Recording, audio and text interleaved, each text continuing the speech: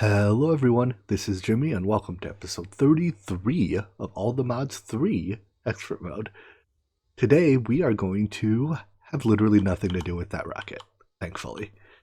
Instead, what we will do is work on, not this quest, because planet shards here are made with that magma silk cobblestone we worked so hard to get last episode. However, this step is pretty quick. On the other hand, this quest to make the crystallized wills will take a while.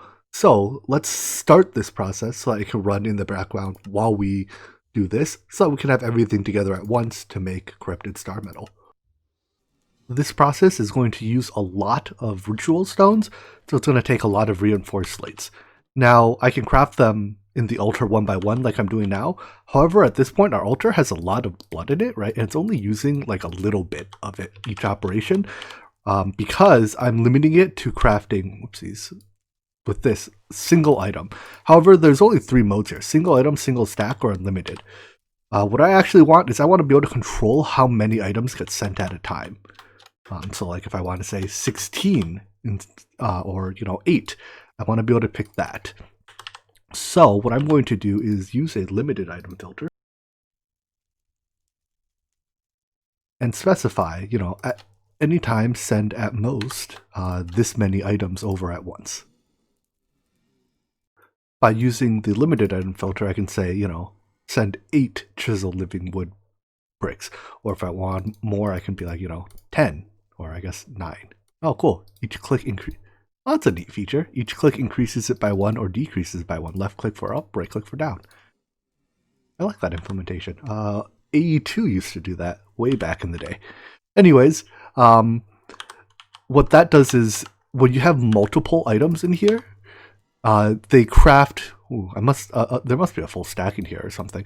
But they craft in series with each other, so it's not actually like the amount of time spent crafting isn't less. However, you lose the overhead where each time an item completes a crafting step, there's a short pause before it begins the next step.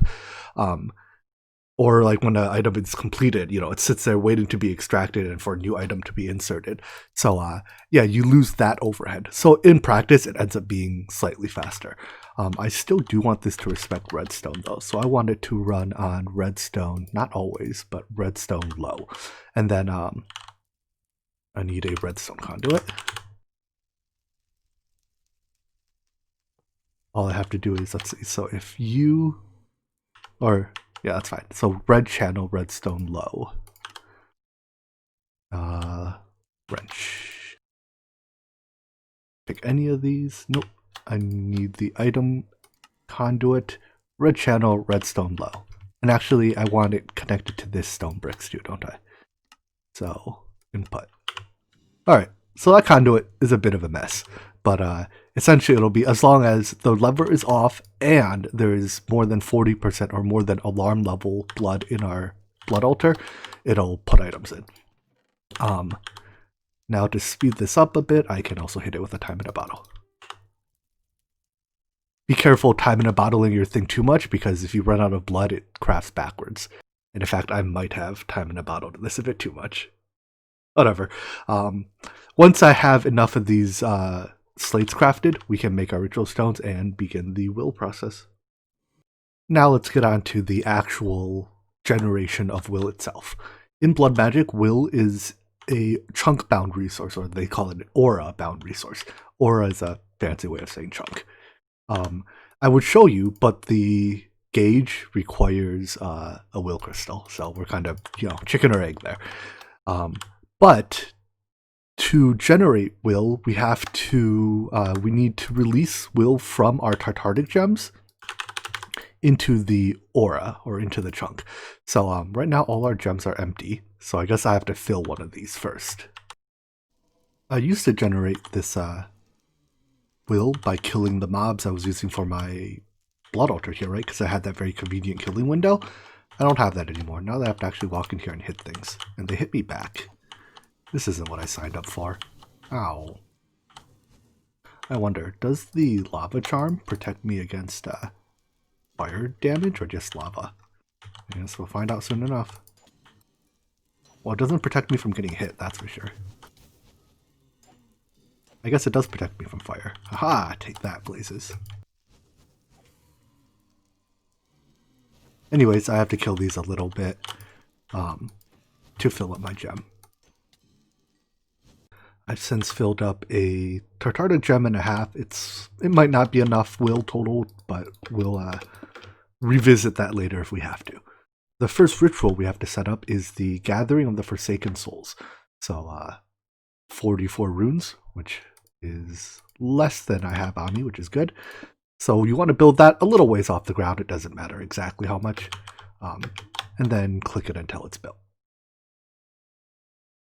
You'll need the space because it requires the mobs to be sacrificed. And I mean, you need to put the mob somewhere, right? All right, cool. So then we activate this crystal. Activating it takes somewhere in the vicinity of 50,000 LP. I guess I can check. I have, what is that? 969,000, no, 9,696,100 and whatever. Somewhere around that number, and it becomes somewhere around that number. That was like 40,000-ish. But it doesn't do anything on its own because we have to give it mobs. So I have disturbed mob spawners here. Sure, let's go with lava slime. I think that's a slime or a magma slime. I'm starting to think magma slimes weren't the right choice. They can jump a lot higher than I thought. Well, the only other disturbed mob spawner I had in my storage system was a wither skeleton one, so I guess we'll use wither skeletons. These might require darkness. I guess we'll find out. And spawn. Yeah, I guess I need darkness. Alright. I guess I'll just build a top on the cage. On second thought, since we're doing blood magic, let's just summon mobs the blood magic way. The Ritual of Peaceful Souls summons peaceful mobs. So put the ritual stone down, and it doesn't go down, does it? Alright, and build it. Then you activate it, and it just summons peaceful mobs. Sorry, mule. I guess it has the added advantage of it by default summons a variety of mobs. So there's a mule, and then later we'll get like a chicken. Does this make it faster? Oh, summoned it in the wall. Alright, I guess I have to make my my room a little bit bigger. But whatever. We now have the mobs that feed our ritual. Because I am a benevolent blood mage, I will use the environment controller with the health or the regeneration module to keep these mobs alive. On second thought, is it really that benevolent to keep a squid alive out of water? Apparently regeneration isn't enough to keep him alive. But like, this farmer will never die, and this mule will never die. Enjoy your lives, suckers. I will put a sound muffler there for the sake of my ears. Also, this ritual seems to have a very high tendency to spawn mobs in blocks, including like its own ritual stones. So, meh. I guess if they spawn in a block, they get to die. Next up, we have to actually grow our first will crystal. That's done in a demon crystallizer. However, before we put that down, just for sake of space, I'm going to put another ritual down called the, I believe it's faceted crystal. I have to find it in my list. This is cycling through this list is something that could use work. All right, Ritual of the Faceted Crystal. If you put it right on top of your first ritual, it fits nice and snugly. All right, so you don't necessarily have to activate this ritual yet, but I mean, we're going to have to sooner or later, so we may as well activate it and then put your demon crystallizer on top of the master ritual stone. It's important that it's on top of the master ritual stone because it's, well, you'll see soon. Next up, we have to supply our chunk with a little bit of starting will so that we can get our demon crystallizer here to grow a regular will crystal. To do so, we need 1 demon crucible. We need 5 eventually, so I made 5. But you need a demon crucible, and then you put your Tartaric gem in it. What that'll do is that'll slowly drain your Tartaric gem and fill the aura with will. Again, I would show you, but I can't make the thing that shows you yet. So trust me, it's happening. In fact, here, I can show you that the crystal is drained. This used to be full, now it's not. Over time, then a little will crystal will show up here in the demon crystallizer. I'm gonna do this on the off chance it helps. Hey, it helps, probably. So there's our first crystal. We need to wait for this crystal to grow into 6 spikes, which normally takes a while, but thanks to our watch of time, or our time in a bottle, it doesn't take that long. Once it grows to have 6 spikes, it does that. And now we have 5 crystals. The one in the center is our normal demonic will, and each of the ones on the side is one of the typed wills. So to make this stuff, right, we need steadfast, vengeful, destructive, and corrosive will, or these 4. So each time our demon will cluster grows to full size, each of these will clusters grows a little bit. Maybe the time in a bottle wasn't helping, and this process is just faster than I gave it credit for, because it seems to still be going pretty quickly. Anyways, I'm going to let it just run until our demon will clusters all are max size. That is 6 little spiky bits. I noticed the process seemed to stop after a while. I suspect that's because my will crystal, or no, it's not empty. It might have a minimum amount to work, so I'm going to condense all of my will into one, and then put the gem back in. And the growth process should once again resume. Our growth here is almost done. All the side crystals are fully grown, and the center one needs, what, 2 more spikes? I still haven't figured out what the right block to accelerate, if any, to make it work is, but I'm leaning towards it isn't actually affected by acceleration, and that the growth is just very spurty. One more, come on, you can do it. I'm rooting for you, Will Crystal. You the best, Will Crystal. Alright, so now these are grown. That means we can harvest them. For now, I'm just going to harvest it with a pickaxe, which means it breaks completely and gives me 7 crystals. I'm not going to need this crystallizer here anymore either, so we get that and all of these. Now we no longer need, now that we have our starting amount of crystal, we no longer need this top ritual. So you can take it down. There is a disassembler. Not that I spell. It's a ritual dismantler. However, it's like it would take me longer to make this thing because I have to make all these yada yada yada. So sorry, I'm just gonna take this down by hand. Unfortunately, I'm not actually 100% sure which ritual stones belong to which ritual, so I'm going to break this, vein mine. Oh, apparently, I can't vein mine these. Oh, because they're different types. Inevitably, I broke the other ritual, and then I'm just gonna fix it afterwards. So once again, let's put up the fractured soul ritual.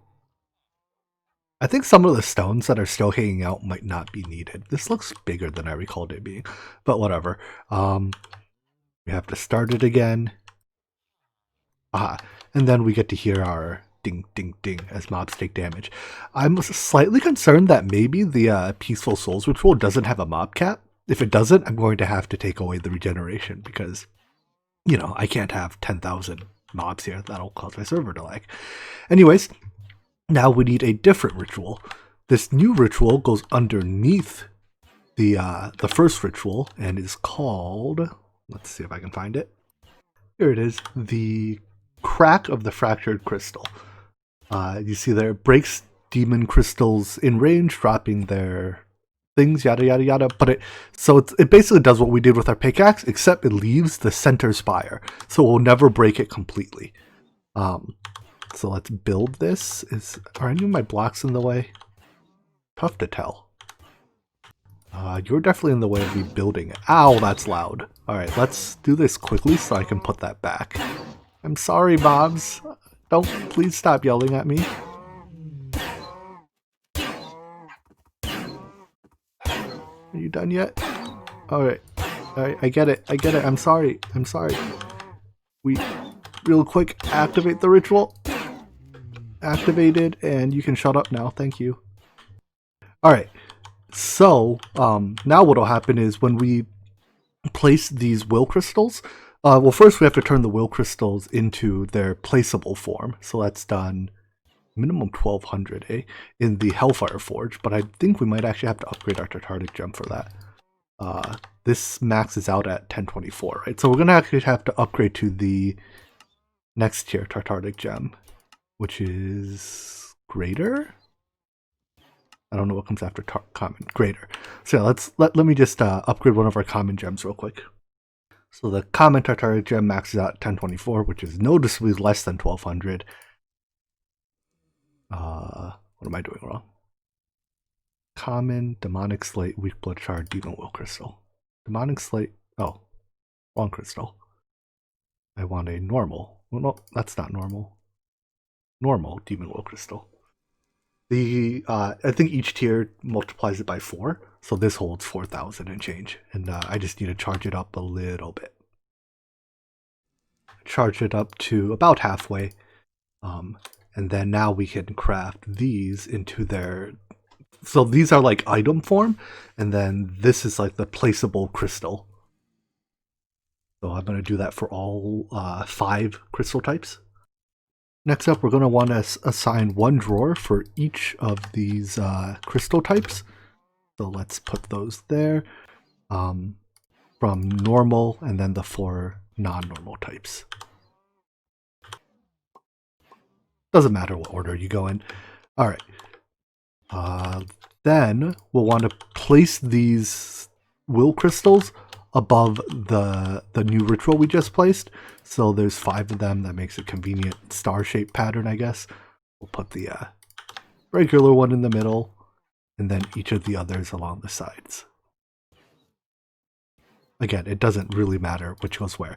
And you already saw one piece of the regular crystal has split off because it grew and then split. Now at this point, because I'm no longer filling the chunk... Oh, you know what? Now that I have these, I can make the aura gauge, can't I? Let's make that real quick. Alright, so here's our aura gauge. If you look in the upper left-hand corner, under the jetpack UI, you see that there are 5 bars. Does clicking it show anything? No, you just have to look at the weird UI. In fact, if I go over a chunk, am I in the next chunk? Yeah, I accidentally... Oh, if you hold shift, you see numbers. I accidentally filled this chunk with normal will at some point, because if I show chunk borders, this is like right on the border, so I moved these over 1 block at some point. But anyways, you can see that this chunk has 100 normal will in it. This chunk has nothing, or has 5 normal will in it. Basically, when there's enough normal will, the normal will crystal will grow. When there's enough red will, whatever that is, destructive, I guess, the red will crystal will grow. In fact, look at that. With 5, that was enough to cause this will crystal to grow. Cool. So now what we need to do is we need to fill this chunk with all these different types of will. And to do so, we just have to pipe these crystals into the demon crucibles, which melt them down into aura. Alright, each of these are melting their respective will type down. So if I take my aura gauge and look in this chunk now, it is filled with all the will types. And if you just saw items fly into my inventory, I guess just corrosive will so far, but these crystals will slowly absorb that will in the aura and turn them into more spikes, which will get broken by our other ritual and drop them as crystals. And then we just need a way to, collect the crystals and send them back. So what happens is each one of these crystals generates 25, I believe, aura. And it takes less than 25 to create a new spike. So this is a positively reinforcing cycle. I'll just collect the shards that break off with an advanced item collector. You can set the range on it up to 10, which I think is enough. Let's see. 1, 2, 3, 4, 5, 6, 7. Yeah, 8 it gets you to the green one, 9 gets you 1 past. So it'll get all the little shards as they break off. And as you can see, we already have well, I guess we have less than we started with because we melted some down. But eventually we'll end up more than what we started with. These 4 typed wills we'll use for crafting, and then the untyped will actually still has another use. So if I grab my Hellfire Forge here, which has a Tartaric Gem in it that has a little bit of will, but not a lot. What I can do is, if I put this into this chunk, Did I not center it? Oh no, a chunk's 16 by 16. So it is as centered as we'll get. And we put our retarded gem in this slot, it'll slowly absorb the will from the chunk and fill the gem. So I no longer have to go and, you know, try to kill blazes very painfully to fill my retarded gem. Now there's one more thing I want to do before we move on from the, basically this project's done. All that it needs now is time. A fair amount of time, so you know, I'm glad we did this now before we needed it. But we have to do something about this mob count. I think it's not going to stop on its own, that's for sure. So I'm going to need some way of counting the number of mobs in there, and if it's above a threshold, turning off our probably it's easier to turn off the ritual than it is to turn off the regen. Industrial Foregoing's mob detector counts the number of mobs in its working area, and I believe it emits the number of mobs as a redstone signal. So like if there's one mob, it emits a redstone signal of 1, 2 for a signal of 2. Without a range upgrade, it measures 1 block, which is obviously less than we want. If I put that in, that's the whole room. More than 15, obviously it could only output a signal of 15. It uses 10 RF a tick, so I can just power it with a wireless thingamajigger. Anyways, what I want to do then is I wanted to say if it is 15, then turn the thing off. So a comparator will compare it against 15. If it's 15, it emits. If it's anything less than 15, it will not emit. To demonstrate that, I guess I can just pull the range upgrade. Apparently the lever doesn't work the way I thought it did. Let's try that again. We'll use a block of redstone. So anything less than 15, no signal. If it's 15 or more mobs, emits a redstone signal. And then we can just use wireless to transport that. Basically, if we send a wireless signal to the ritual, or if we send a redstone signal, sorry, to the master ritual stone, it'll turn the ritual off. And there we have it. Full automation of all the demonic will types. And all it costs is half of all my frames, because my frame rate is really laggy when I look at it. It just barely, too. This entire system is chunk contained. Obviously, the blood magic part has to be chunk contained, but everything just neatly fits in one chunk, which is a pretty neat coincidence. With our will system built, let's move on to making our shards. So these are made in this magmatic fabricator multi-block. These materials, I think stone dust is made from stone in a manufactory. That's easy. Nocturnal powder, we can automate it later with this recipe. For now, I'll just handcraft a large batch of it in the, you know, in our astral sorcery stuff. Lava is very easy to make. But this multi-block is a bit of a challenge. Come on, show me here. I made the blueprint so we can see its preview. It uses a lot of stuff, but namely the 12 blocks of black iron, that's a lot of black iron. But those 6 blocks of ender are what get me. So block of ender. Blocks of ender are made from these ender ingots, and I made these previously, right? I made a bunch of them. In fact, I probably made enough to have 6 spare blocks of it. But I looked at these recipes, I was like, I don't need any of these, so I'll just turn them all into these more or less useless resonating ender alternators, because instead of using more alternators, you can just hit the ender crafter with your time in a bottle. But whatever. I wasted all my ender ingots, so now I have to make them again. I recall they were an unpleasant process because they had to be made in these vats, right? It was like, I don't remember the exact steps. I'll go look it up again. But in any event, I'll have to collect these components. With the exception of those blocks of ender, it doesn't look all that bad. And then we can put this together into a large magmatic fabricator. I've gathered up all these components for it. There's 11 different blocks in it. It is excessively complicated. Anyways, I need to rotate this preview somehow, and I'm still not 100% sure how to do it. I looked it up. Modular machinery does support preview rotations now. It says when hovering over a machine controller in the structure preview, all right, So that's the machine controller in the structure preview. The preview will offset and rotate itself to the rotation of the controller so you can continue building the existing structure or check for structure mistakes. I'm not quite sure what that means. If I do this, no. I want the structure, I want it, I want the controller here, not there. Is it if I start this over? Did that do it? Oh, that did it! I love you, modular machines. This feature is about 3 years too late. But you know what? Better late than never. Alright, so I'm just going to build out this entire machine. This home for it is temporary. We will definitely want to put it into more like a as one step in a manufacturing factory later. But for now, I just want to get this up and running. And it's built. So I think if I put the blueprint in here, yep, structure found, missing fluid intake. That's fine. The only thing that threw me off a bit while building this is that it's the fluid input hatch in the back and the energy input hatch on top that is completely opposite of what the other machine that we have here, the industrial chiller, is. Right? This one has its fluid input hatch on top and its energy input hatch on the back. So another one of those things about consistency. I find consistency in game design goes a long ways towards not confusing your players. This difference, I mean, it only cost me like 15 seconds of looking at the blueprint to figure out what it is, but I really enjoy consistency in my games.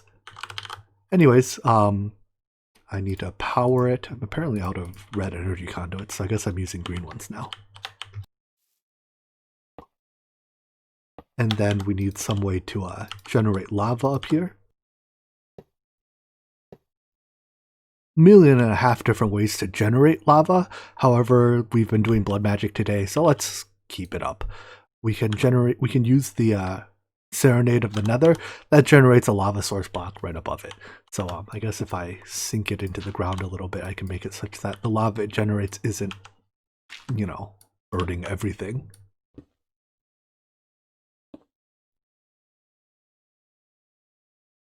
So activate it with the activation crystal, bam, lava. And then all we need is something like a fluid collector to pick it up. Look at that. It uses a little bit of LP per operation, but it's not a tremendous amount. I put my sigil away, so I'm not even going to bother looking up exactly how much it is. It's low enough that I don't care. Anyways, now we can extract. Normally I just use brown, but lava is red, and thus it's only appropriate that we transport lava on the red channel. All right, that's the lava, and then I just need to input the items. So as I mentioned before, the nocturnal powder, we're handcrafting that for now. The magma sill cobblestone I got from our last episode's journey, and the stone dust. Wait, that's not stone dust. Thought it came from cobblestone. Oh, it comes from smooth stone. Oops. I guess I need another step in this process. Anyways, I made a manufactory which can make stone dust. For now, I'll just hand feed it some stone from our 131k pile. These nuclear craft machines, well, first of all, we can make them now that we have these copper sheets. That was the gate. The rolling machine was what was gating us from making copper sheets. But now that we have access to these, it makes a very easy way to make stone dust.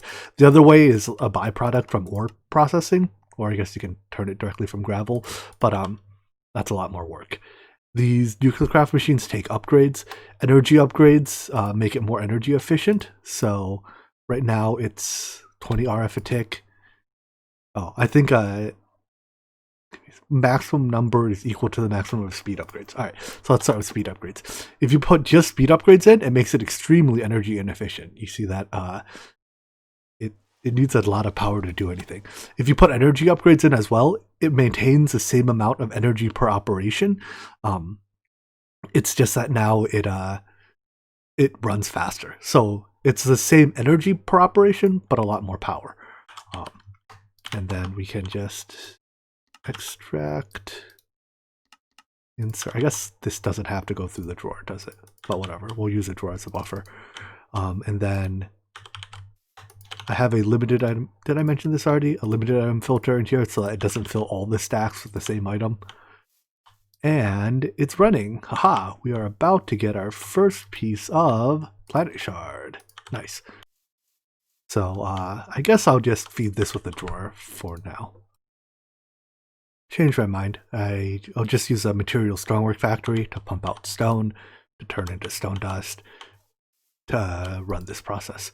So now this system is kicking out planet shards for as long as I supply it with magma-soaked cobblestone and nocturnal powder, both of which are not automated quite yet. Anyways, that should, though, mean the quest is complete, which means we have one quest left to complete this age, or this tier. I keep calling them ages. This will require another one of these magnetic fabricators, but I think that's all the time we have for today. So I hope you enjoyed this episode, and we'll come back next time and finish out this tier. Really quick, let's see. We have not yet turned a profit on these. That is somewhat concerning. Do they stack in here? Give me... no. Ah, I have to figure out what's wrong with this between episodes, I guess. Anyways, I hope you enjoyed this episode, and I hope to see you in the next one. Take care. Bye-bye. For those of you that are still watching after I told you I'm ending the episode, good on you. I figured out what was wrong with this. I think I was doing two things wrong. By reading the book, I figured out first that mobs have to die. I can't be a nice person and let them live. Second of all, the crystals have to be placed to have demon crystallizers below them. So I made those two changes. Demon crystallizers below the crystals, mobs actually dying. Oh, great. Now I'm filled with mob drops. Anyways, now immediately my crystal supply has gone up tremendously. If I had $1 for every person in the comments telling me what I did wrong before they finished watching this last bit of the episode, how rich would you think I am?